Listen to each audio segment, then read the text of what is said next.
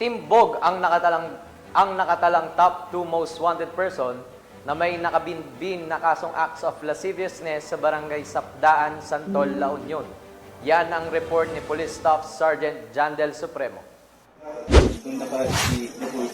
Naaresto ng mga tauhan ng Santol Municipal Police Station ang isang top 2 most wanted person municipal level dahil sa kasong acts of lasciviousness sa barangay Sapdaan, Santol, La Union, ito lamang Lunes, Disyembre 2, 2024. Kinilala ang akusado sa alias Boy, 32 anyos isang magsasaka at residente ng nasabing lugar. Ayon sa ulat, dagong alauna ng hapon isinagawa ang pag-aresto sa bisa ng warrant of arrest para sa kasong acts of lasciviousness under Article 336 ng Revised Penal Code in relation to Section 5 Paragraph B ng Republic Act 7610 na may piyansang nagkakalaga ng 180,000 pesos.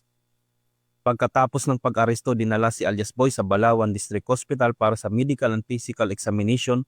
Kasunod dinala sa Santol Municipal Police Station para sa dokumentasyon at tamang disposisyon.